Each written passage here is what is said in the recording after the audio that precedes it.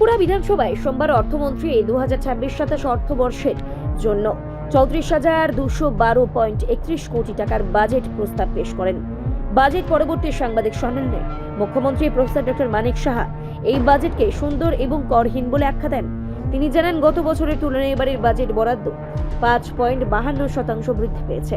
রাজ্যের অর্থনীতিকে চাঙ্গা করতে মূলধনী ব্যয় বা পরিকাঠামো খাতে সবচেয়ে বেশি গুরুত্ব দেওয়া হয়েছে, যা গত বছরের তুলনায় 13.19% বেড়ে দাঁড়িয়েছে 8,945.92 কোটি টাকায়।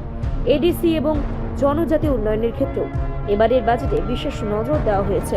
মুখ্যমন্ত্রী জানান, 2026-27 অর্থবর্ষে এডিসি কে মোট 918.82 কোটি টাকা বরাদ্দ করা হবে, যা গত বছরের তুলনায় 6.34% বেশি।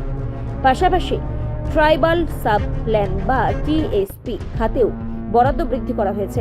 গত বছর এই খাতে বরাদ্দ ছিল 7,148.85 কোটি টাকা, যা এবার 5.50% বৃদ্ধি পেয়ে দাঁড়িয়েছে 7,542.6 কোটি টাকায়।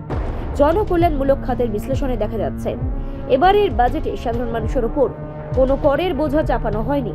স্বাস্থ্য পরিষেবার উন্নতির জন্য বরাদ্দ রাখা হয়েছে 2,441.50 কোটি টাকা, যা গত বছরের তুলনায় 25.29% বেশি।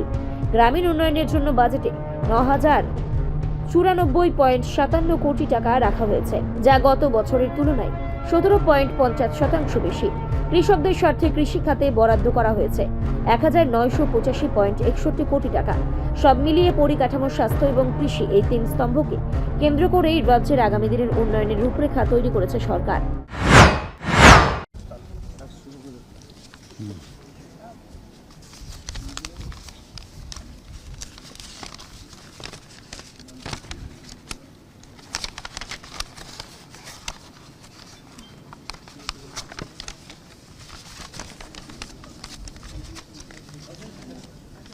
প্রিয় সাংবাদিক বন্ধুরা, সবাইকে নমস্কার।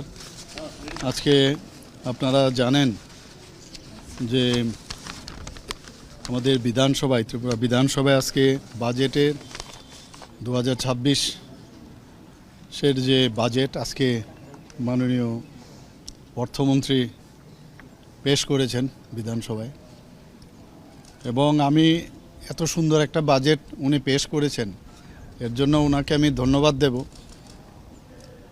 এবং এখানে দেখা গেছে এবারের বাজেটে যে 2025-26 অর্থবৎসরের যে বাজেট ছিল, আপনারা সবাই জানেন অলরেডি 32,423.44 কোটি টাকা, এবং 2026-27 যে এইবারের যে অর্থবৎসর সেখানে দেখা গেছে এটা 34,212.31 কোটি টাকা, যা 2025-26 যদি অর্থবছর আমরা দেখি সেই তুলনায় 5.52% কিন্তু বৃদ্ধি পেয়েছে। আমরা অর্থনীতিকে আরও বেশি যাতে চাঙ্গা করতে পারি তার জন্য ইনফ্রাস্ট্রাকচার মানে মূলধন ব্যয়ের উপর আরও আমরা জোর দিয়েছি। এবার বাজেটে দেখা গেছে 2025-26 অর্থবৎসরের বাজেটে ব্যয় 7,903.26 কোটি টাকা, সেটা অনুমান করা হয়েছিল, এবং 2026-27 অর্থবর্ষে এটি 8,945.92 কোটি টাকা অনুমান করা হয়েছে, যা 2025-26 অর্থবছরের বাজেটের তুলনায় প্রায় 13.19% বৃদ্ধি পেয়েছে। আজকে আপনারা দেখেছেন যে সাপ্লিমেন্টারি গ্রান্ট, যেটা আরই আমরা বলি, সেটা 2025-26 অর্থবৎসরের জন্য আরও এখানে 4,676.81 কোটি টাকা প্লেস করা হয়েছে। এবং 2026-27 অর্থবর্ষে রাজ্য সরকার টিটিএডিসিকে মোট 918.82 কোটি টাকা দেবে, যা 2025-26 অর্থবৎসরের বিইতে 860.28 কোটি টাকা ছিল। এবং এটা যে ছিল সেটা কিন্তু এটি আরআইডিএফ এবং সাস্কির যে অধীনে মূলধনী অবকাঠামোর যেটা দেওয়া হয় তার থেকে সেই প্রদত্ত যে বরাদ্দ তার থেকে বাইরে। এতে দেখা গেছে যে টিটিএডিসিকে প্রায় 6.34% আমরা কিন্তু বেশি দিয়েছি। এখানে 2025-26 অর্থবর্ষে 7,148.85 কোটি টাকা বরাদ্দ করা হয়েছিল টিটিএডিসিকে। 2026-27 অর্থবর্ষের বাজেটে টিটিএডিসির যে বরাদ্দ সহ টিএসপি, যেটাকে আমরা সাবপ্ল্যান বলি, ট্রাইবাল ট্রাস্ট প্ল্যান, সেখানে মোট বিধান রাখা হয়েছিল 7,542.6 কোটি টাকা। তাতে করে দেখা যায় 5.50% বৃদ্ধি পেয়েছে। টিএসপির আওতাধীন তহবিলের বেশিরভাগ অংশ দেখা যায় টিটিএডিসির এলাকায় ব্যবহার করা হয়। এবারের বাজেটের সবচেয়ে বড় ইম্পর্টেন্ট যেটা, সেটা হচ্ছে নতুন কর কিন্তু আরোপ করা হয়নি। এবং যদি আমরা জানি health is very important for us, তো হেলথ ডিপার্টমেন্টের স্বাস্থ্য খাতে প্রায় 2,441.50 কোটি টাকা বরাদ্দ করা হয়েছে, যা 2025-26 অর্থবৎসরের তুলনায় 25.29% বেশি। গ্রামীণ উন্নয়নে যদি আমরা দেখি, সেখানে 9,094.57 কোটি টাকা বরাদ্দ করা হয়েছে, যা 2025-26 অর্থবৎসরের তুলনায় 117.50% বেশি। যদি আমরা এগ্রিকালচার বা সংশ্লিষ্ট খাতে আমরা দেখি, সেখানে 1,985.61 কোটি টাকা বরাদ্দ করা হয়েছে, যা 2025-26 সালের তুলনায় 5.31% বেশি। Education is also very important for us. So সেখানে শিক্ষা খাতে 6,439.56 কোটি টাকা বরাদ্দ করা হয়েছে, যা 2025-26 সালের তুলনায় 4.43% বেশি।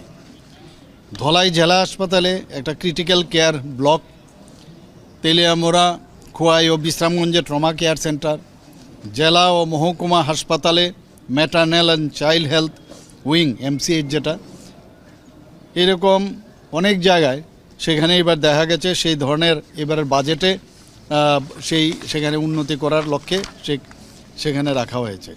গোমতী জেলার কালাজুরিতে একটা নতুন PSC স্থাপন করা হবে এবং 20টি PSC এবং 9টি CSC যে স্বাস্থ্য পরিষেবা সেখানে উন্নয়ন করা হবে।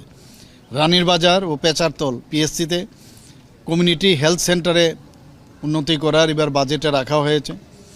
AGMC এবং GBP হাসপাতালে একটি comprehensive day care, haemophilia and thalassaemia management centre এবং 59টি জেলা হাসপাতালে ক্যান্সার ডায়াগনস্টিক ও ম্যানেজমেন্ট সেন্টার স্থাপন করা হবে। গোমতী জেলায় আয়ুর্বেদিক মেডিকেল কলেজ এবং আগরতলায় নেতাজি সুভাষ স্টেট হোমিওপ্যাথি হসপিটালে হোমিওপ্যাথিক মেডিকেল কলেজ, যার প্রায় 60 আসন থাকবে প্রতিটি জায়গায়, সেটাও আগামী শিক্ষাবর্ষ থেকে শুরু হচ্ছে। Tripura university of health science প্রতিষ্ঠা করা হবে। Agartala cyber security operation centre সেটাও স্থাপন করা হবে। আগরতলা AICT প্রকল্পের মাধ্যমে অত্যাধুনিক IT পার্ক গড়ে তোলা হবে। মুখ্যমন্ত্রী আন্তর্জাতিক কর্মসংস্থান প্রকল্প সেটাও চালু করা হবে।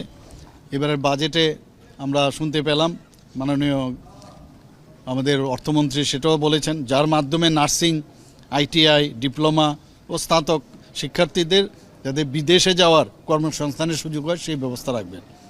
রামকৃষ্ণ মিশনের সহযোগিতা আগরতলা একটা ফরেন ল্যাঙ্গুয়েজ স্কুল স্থাপন করা হবে। এ বিষয়ে আমি আগেও কথা বলেছিলাম, কিন্তু এবার বাজেটে সেটা আমরা দেখতে পেলাম। তাছাড়া আপনারা সবাই জানেন যে অলরেডি DA ঘোষণা হয়েছে। DA এর জন্য সবাই বসে থাকে, তো সেই DA আমরা 5% আরও বাড়ালাম। তো আগে আমাদের যে DA ছিল তার থেকে আরও 3%। আপনারা জানেন যখন আমি মুখ্যমন্ত্রী হয়েছি একটা জায়গায় এরকম আপনারাই লিখেছিলেন কোনো জায়গায় যে 19 মাসে 19% আমি দিয়েছি। তো এবার ধীরে ধীরে কিন্তু আমরা 36%-এর সাথে যদি আমরা এবার 5% যোগ করি, তাহলে বুঝতেই পারছেন যে আমাদের DA এবং যে পেনশনারদের জন্য যে DAR দেওয়া হয় সব মিলিয়ে একটা ভালো একটা অ্যামাউন্ট কিন্তু আমরা দিচ্ছি। তো আজকের এই বাজেটে আমি মাননীয় আমাদের মিনিস্টার আছেন প্রণজিৎ সিংহ রায়, ফিনান্স মিনিস্টার, ওনাকে আমি অনেক অনেক ধন্যবাদ দিতে চাই। ধন্যবাদ।